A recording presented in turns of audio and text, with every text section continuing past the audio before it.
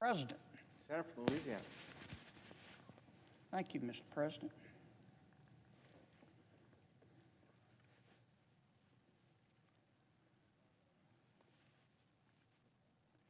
Gosh, Mr. President, I wish I didn't have to give this talk.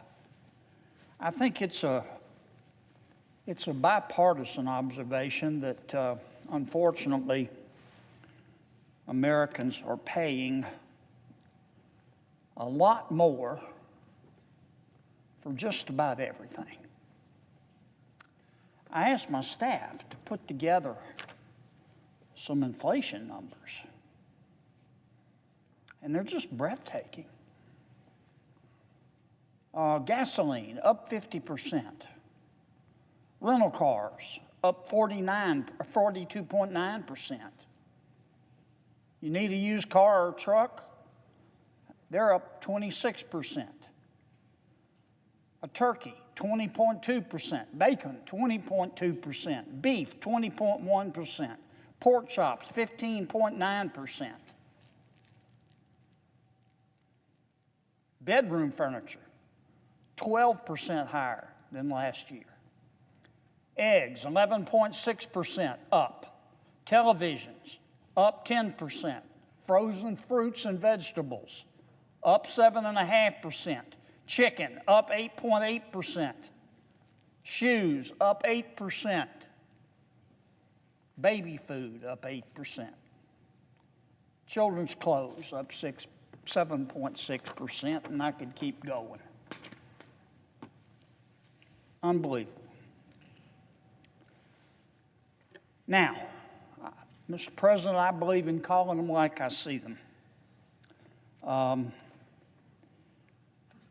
I think most fair-minded Americans know that President Biden is responsible for this inflation. You don't have to be Einstein's cousin to figure that out. But put the politics aside. The shame of all this is that the burden of these price increases are falling on the backs of the American people. And while Washington is obsessed with the politics of it, the American people and the people in my state have to bear the cost. A lot of people, Mr. President, as you well know, just can't afford to pay 50% more to fill up their gas tanks. They can't afford to have to stop and go arrange a bank loan to go to the gas station or to the grocery store.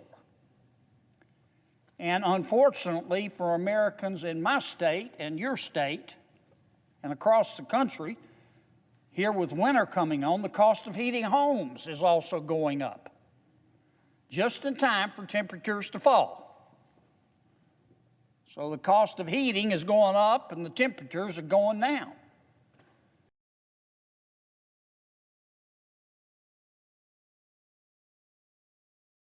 A lot of families are going to have to shell out up to 30% more for natural gas than they did this past year. Ask them if their income went up 30%. As our days grow shorter, the economic landscape, unfortunately, is getting darker. Thanksgiving is just around the corner. It's a cherished American holiday. But even the holiday that Americans observe in order to count our blessings is coming with new hardships. According to the New York Times, Mr. President, Thanksgiving 2021, and I quote, could be the most expensive meal in the history of the holiday.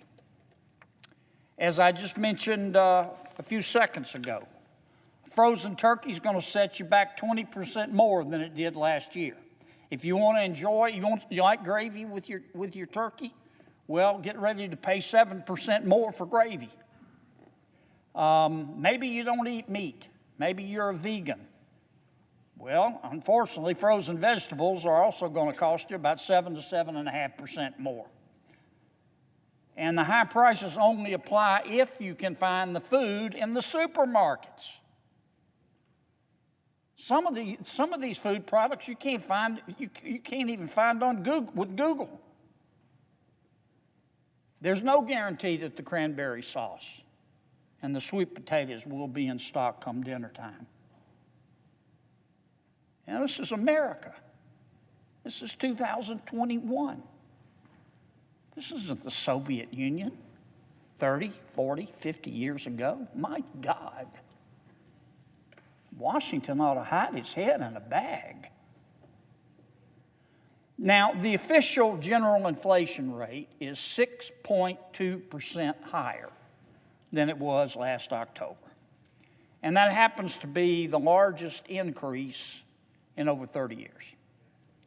But we all know, and I can tell you, real people in the real world who go to the grocery store and the clothing store and pay their insurance bill and go try to buy an automobile know that it is not 6.2%.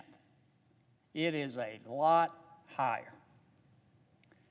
Now, I need to ask a question, though. Are you really surprised? Are you really surprised that prices are rising when the Biden administration is printing money? When the Biden administration is exploding our debt? When the Biden administration is forfeiting America's energy independence? When the Biden administration is paying people to watch Netflix instead of to produce the goods we need? When the Biden administration is ignoring gridlock in our supply chain? American people aren't surprised. For months, the White House has turned gaslighting Americans about the inflation crisis into an art form, Madam President. White House officials pretend inflation, if you ask them, oh, it's just temporary. It's just a temporary problem. Temporary, a rat's rear end. It's actually a soul-crushing, job-killing tax on working Americans. That's what inflation is. Every time you go to the grocery store, your taxes go up. And inflation hits lower income and middle income families the hardest. The hardest. And anyone who doesn't believe that should ask Secretary Kerry whether fuel prices have grounded his private jet. Of course not. He's rich. He's got a private jet. He doesn't feel it. You know who feels it? The moms and dads in this country who get up every day and go to work and obey the law and pay their taxes and try to do the right thing by their kids and try to save a little money for retirement. That's who pays this tax that the economists call inflation. And this inflation didn't just appear out of nowhere. I mean, any economist with a pulse knows where this inflation came from. Inflation comes from too much money chasing too few goods. And when you have an administration, as we do with the Biden administration, that spends money like it was gully dirt, whose mantra is we can't possibly spend enough taxpayer money. There's just not enough hours in the day. Of course you're going to have inflation. Of course you're going to have inflation. Now, what's President Biden doing about it? Well, I've noticed that the Biden administration, when it comes to economics and other areas as well, they never make the same mistake twice. They make it 5 or 6 times just to be sure. So how's the Biden administration going to deal with this economic cancer of inflation, which is killing the American people? Their idea is, let's go pass a spending orgy bill, they call it reconciliation, of epic proportions. chock full of welfare blowouts when we can't afford the social programs we have now. Are you kidding me? Are you kidding me? And a White House official claimed earlier this week that the president's, he calls it $1.75 trillion bill. It's going to end up, we all know, being a lot more than that. He says it'll actually reduce inflation. Right. And those aren't hogs in the hog lot. Just wait. The fact is, and unless you were in the quad playing Frisbee during Econ 101, you know this is the truth. The fact is that massive government spending has kept workers on the sidelines and has fueled inflation. But the only comfort the permanent Washington types are sending to folks gathered around an historically expensive Thanksgiving table is that more, not less, more of the same insane policies are coming down the pipeline through what the president calls the Build Back Better bill. And I think most Americans call the Build Back Broker bill. Have you looked at the bill? I've looked at the House bill. I've started reading it. I'm probably going to go broke just reading the thing. Now, neo-socialists love this bill. They love it like the devil loves sin. But the American people aren't going to love it. Louisianians aren't going to love it. Louisianians love their families. And they just want to provide for them, especially at Thanksgiving and at Christmas. And they can't do it with inflation raging. This Thanksgiving, what most Americans need the most is relief. Not just relief from inflation, but relief from bad leadership. Now, I want my friends in the Biden White House to know that I am genuinely interested in working with them to solve America's inflation problem. But you're not going to do it by spending more money. You're not going to do it by throwing gasoline on the fire. The first rule is to do no harm. Do no harm.